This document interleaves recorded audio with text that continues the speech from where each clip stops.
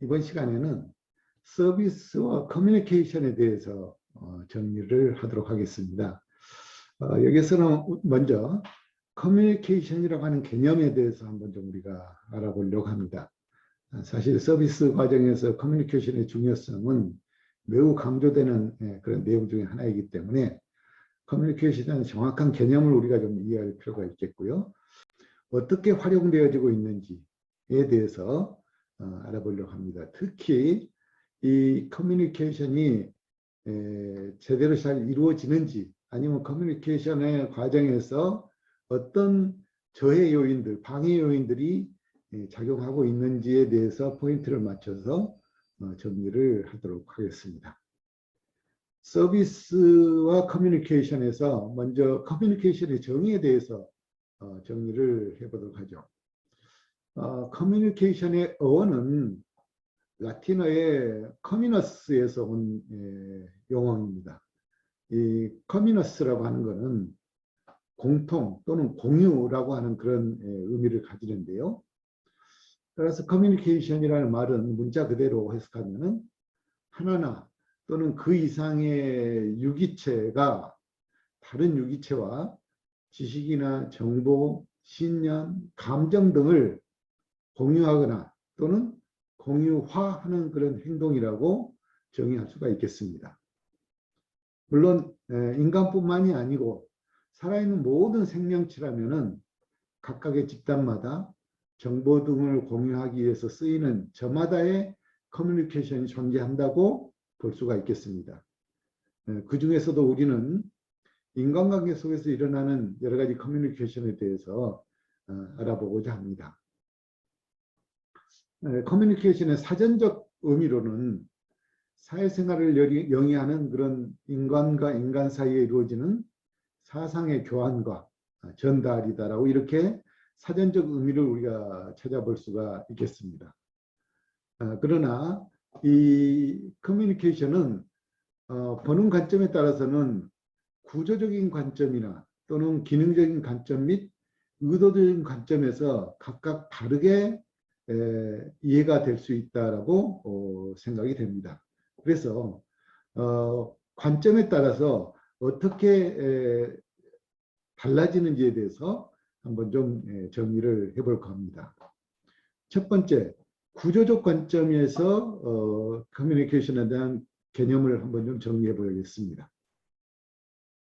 구조적 관점이라고 하는 것은 커뮤니케이션을 정보나 또는 전원의 단순한 송수신 과정으로 보고 그 구조 자체에 중점을 둔다라고 하는 관점입니다. 그래서 이러한 관점에 의하면은 커뮤니케이션은 전원을 보내고 받는 과정이라고 이렇게 우리가 정의해 볼 수가 있을 것 같습니다. 이 견해의 특성은 커뮤니케이션의 구조나 또는 체계, 즉 정보나 전원의 유통 과정에서 비중을 어디다 두는 것인가, 또 정보의 의미나 그것이 유발하는 결과를 어떻게 우리가 측정할 것인가 하는 그런 관점으로 보게 되겠습니다.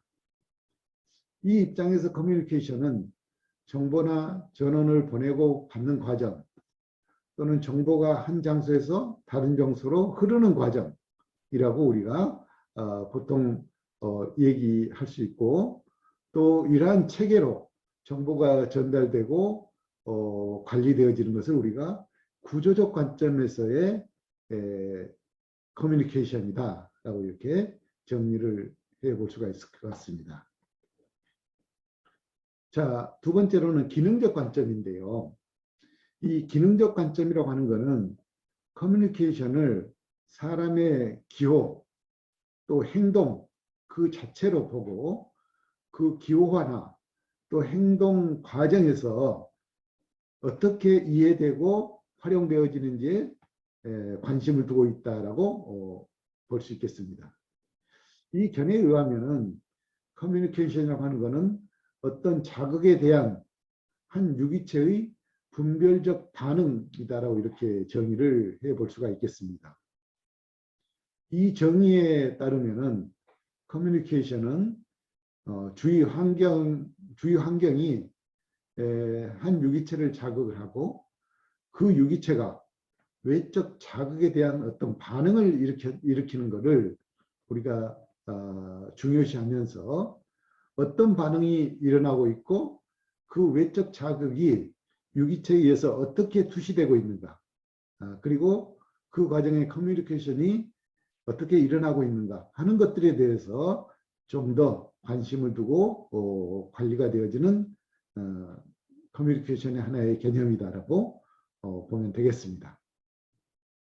이러한 기능적 관점은 어떻게 인간들이 기호를 사용해서 서로 의미를 강조하고 공통 의미를 수립하고 있느냐 하는 것이 기능적 관점의 가장 중점적인 요소다라고 볼 수 있겠고요.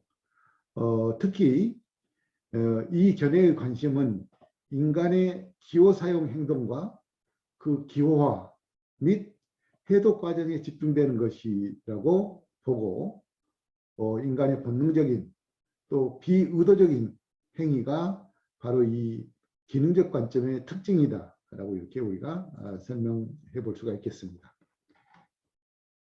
세 번째로 의도적 관점이 되겠습니다. 이 의도적 관점에서 본 견해에 의하면은 커뮤니케이션이라고 하는 것은 한 사람이 다른 사람에게 영향력을 미치기 위해서 의도적으로 계획된 행동을 하는 것이다 라고 보는 것입니다. 그래서 한 개인이 다른 사람의 행동을 변화시키기 위해서 자극을 보내는 과정을 우리가 의도적 관점의 커뮤니케이션이다라고 얘기할 수가 있을 것 같습니다. 좀 더 구체적으로 살펴보면은 커뮤니케이션이라고 하는 것은 전달자가 수용자의 행동에 영향을 미치려는 그런 의식적인 의도를 가지고 수용자에게 전원을 보내는 행위다라고 이렇게 설명을 해 볼 수가 있을 것 같습니다. 이와 같이 커뮤니케이션은 세 가지의 견해, 즉 정보 또는 전원의 송수신 과정, 또 기호 사용과 해독 과정, 그리고 계획된 행동의 총체적인 그러한 어떤 과정들로 이렇게 우리가 판단해 볼 수가 있겠습니다. 이어서 커뮤니케이션의 목적에 대해서 정리를 좀 해보도록 할까요? 커뮤니케이션은 세 가지의 주된 목적이 있습니다. 즉 종업원의 조직 목표 달성을 위한 관리자의 영향의 행사, 또 관리자와 종업원 간의 의사결정의 기초가 되는 정보 교환, 그리고 인간관계에 대한 감정과 정보를 표출하는 감정 표현의 목적, 이렇게 세 가지의 의도를 가지고서 우리가 판단을 할 수가 있는데, 더 나은 업무 성과 달성을 위해서 커뮤니케이션 목적이 종업원들에 대한 기대와 또 목표, 직무 만족, 직무 몰입 등을 통해서 직접적인 효과를 발휘할 수 있게끔 하기 위해서 다음과 같은 5가지 좀 세분화된 그런 커뮤니케이션 목적을 정리를 해보고자 합니다. 첫 번째가 영향력 행사가 되겠습니다. 관리자의 역할 중 하나는 조직의 목표를 종업원들이 달성할 수 있도록 영향력을 행사하는 것입니다. 즉 관리자들이 종업원들에게 무엇을 할 것인지를 말할 때 그들은 종업원들의 행동에 영향을 미치고 있는 것이고, 이로 인해서 관리자들은 종업원들에게 방향성을 제시할 수 있다라고 보고 있습니다. 자, 두 번째로는 정보 교환의 수단이 되겠습니다. 관리자들은 종종 종업원들이 필요로 하는 그런 정보를 제공을 하고, 종업원들도 관리자가 필요로 하는 그런 정보를 제공하게 됩니다. 이러한 정보들은 의사결정의 기초가 되고 있고, 또 종업원들은 조직의 정보를 믿음으로써 더 많은 정보를 받고 원하게 된다라고 하는 것입니다. 세 번째로는 감정 표현의 수단이 된다 하는 것이죠. 관리자들은 종종 그들의 감정을 언어적 방법이나 또는 때에 따라서는 비언어적 방법을 통해서 표현하게 됩니다. 커뮤니케이션에 사람들은 인간관계에 대한 정보를 표출하게 되는데 커뮤니케이션은 인간관계의 기본이기 때문에 만약 관리자가 종업원들로 하여금 그들에 대한 어떤 기대와 목표를 달성하게 하려고 하면은 이들과 효과적으로 커뮤니케이션을 해야 한다는 것입니다. 또한 개인적인 어떤 커뮤니케이션은 직무 만족과 직무 몰입에 많은 도움을 줄 수 있다라고 하는 것이죠. 네 번째로는 동기유발의 수단이 된다고 볼 수 있습니다. 조직 구성원들의 동기유발을 촉진시키는데 이러한 커뮤니케이션이 사용된다고 하는 것입니다. 조직 구성원이 해야 할 일, 또 직무 성과를 개선하고 달성하기 위해서 어떻게 해야 되는지, 다른 구성원들과는 어떻게 협의해야 되는지에 대해서 구체적으로 알려주는 매개체 역할을 하는 것이 바로 커뮤니케이션이다라고 이렇게 볼 수가 있겠습니다. 마지막 다섯 번째로는 통제 기능을 가지고 있다는 것입니다. 조직 구성원들의 행동을 조정 및 통제하는 그런 기능을 말하게 됩니다. 즉 커뮤니케이션은 조직 구성원들의 행동이 특정한 방향으로 움직이도록 통제하는 그런 기능을 가지고 있다라고 볼 수가 있겠습니다. 자, 이어서 커뮤니케이션이 왜 중요한지에 대해서 정리를 해보고자 합니다. 커뮤니케이션은 사람과 사람 간의 생각, 또 느낌, 기대감 등이 담겨져 있습니다. 효율적인 커뮤니케이션이 이루어질 때 관계에서 만족감을 경험할 수가 있는 것이죠. 원활한 커뮤니케이션이 주는 행복감과 만족감은 커뮤니케이션의 중요한 그런 덕목으로 우리가 얘기할 수가 있겠습니다. 특히 심리적 장애가 있는 사람 간에는 더욱더 중요한 그런 의사결정 수단이 될 수 있다고 볼 수가 있겠습니다. 사람은 누구나 사회생활을 하면서 커뮤니케이션을 하게 되어져 있는데 특히 우리는 레스토랑 산업을 운영하는 그러한 관점에서 접객 서비스맨으로서 고객과의 커뮤니케이션은 더욱더 중요하다라고 생각할 수밖에 없습니다. 아무리 실력 있는 접객 서비스맨이라 하더라도 커뮤니케이션과 인간관계에 문제가 있다라고 한다면은 고객에게 만족감을 줄 수는 없기 때문이죠. 유능한 종업원은 문제점을 가진 사람이나 기업에게 고통을 덜어주고 또 문제점에서 회복되도록 즐거움과 만족감을 줄 수 있는 사람이라고 생각할 수 있습니다. 또 이를 도와주기 위해서는 무엇보다도 먼저 커뮤니케이션을 잘 할 수 있어야 된다라고 이렇게 보고 있는 것입니다. 그러한 관점에서 우리가 커뮤니케이션을 잘 하려고 하면은 우선 상대방을 인간으로서 존중하는 그런 마음, 존중심을 가져야 된다라고 하는 것입니다. 내 생각을 먼저 앞세우기보다는 상대방의 입장에서 그 사람의 생각을 들어주는 것이 무엇보다도 중요하다. 그러려면은 또한 인내심이 필요하다는 것입니다. 사람은 누구나 자기 본위로 생각하기 때문에 자기보다 상대방의 입장을 들어준다고 하는 것은 결코 쉽지 않는 일이다라고 하는 것이죠.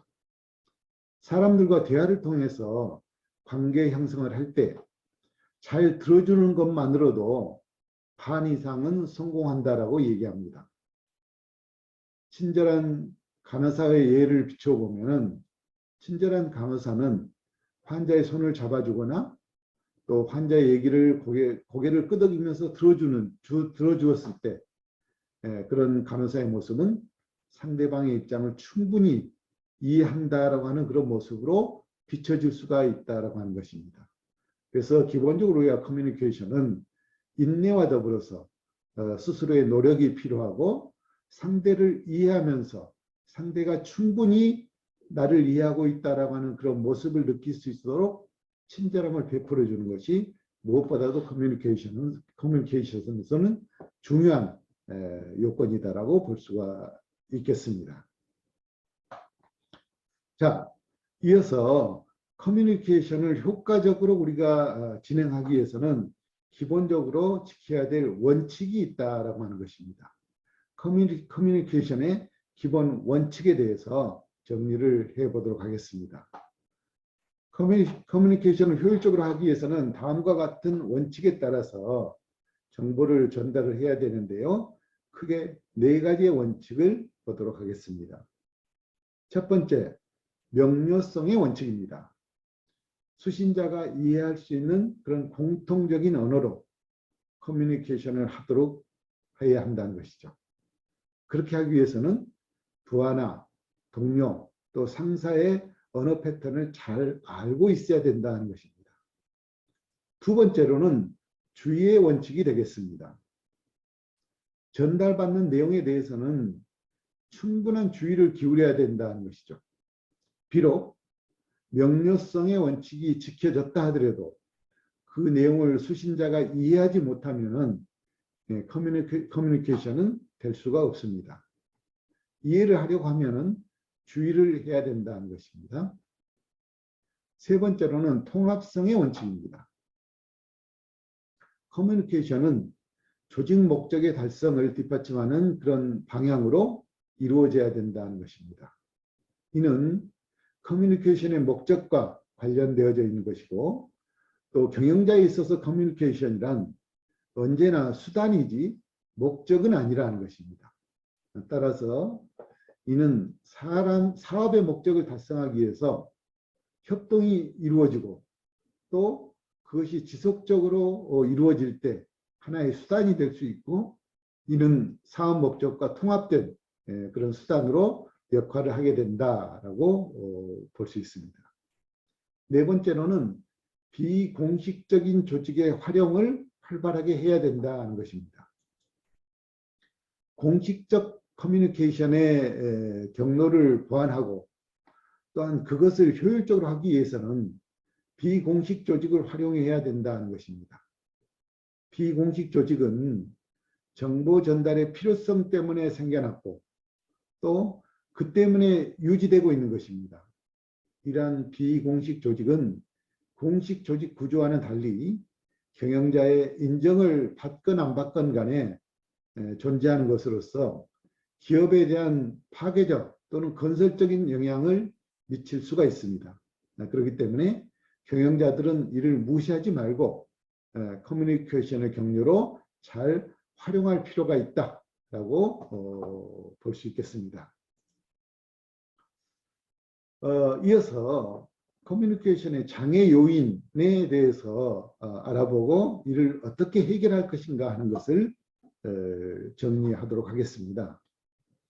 자, 커뮤니케이션의 장애 요인은 둘 이상의 사람들이 생각이나 정보 등을 주고받는 과정에서 송신자와 수신자가 존재를 하게 되는데 그 사이를 상징적인 기호로 부호화된 메시지가 오가는 과정을 거쳐서 다른 사람에게 전달되게 됩니다. 그렇기 때문에 커뮤니케이션은 장애 요인이 전달자와 수신자 그리고 그를 둘러싼 상황 그리고 커뮤니케이션 자체의 그 원인이 있다라고 볼 수가 있겠습니다. 그래서 이러한 것들을 구분해서 한번 좀 정리를 해보겠습니다. 첫 번째로 전달자와 수신자 사이에서 발생되는 장애 요인이 되겠습니다. 크게 5-6가지 정도로 우리가 좀 생각을 해볼 수가 있을 것 같은데요. 첫 번째가 준거 기준의 차이를 생각해 볼 수 있습니다. 커뮤니케이션에서 발신자, 전달자, 수신자 등의 준거 기준의 차이로 인해서 정보나 의견을 달리 해석할 수 있다고 하는 것이죠. 개인은 각기 개성이 있게 마련입니다. 또 그들의 문화적 배경도 다릅니다. 전문 영역도 차이가 있기 때문에 그들 나름대로의 가치관이 형성되어 있고 그러한 가치관에 의해서 각자의 준거 기준이 다를 수밖에 없다는 것입니다. 그래서 그러한 과정에서 차이가 받아들이는데 차이가 있을 수 있다고 하는 것이죠. 두 번째, 지위상의 차이가 있을 수 있습니다. 계층계의 상하관계는 커뮤니케이션 중요한 장애 요인이 됩니다. 하급자는 상급자가 듣기 좋아하는 그런 정보만을, 또 상급자가 듣기를 원하는 그런 사실이나 자기가 저지른 과오에 대해서는 보고하기를 꺼립니다. 반면에 상급자는 지위상의 차이를 유지하기 위해서 하급자에게 솔직하지 못하고 또 그의 과오를 시인하기를 원치 않는다는 것입니다.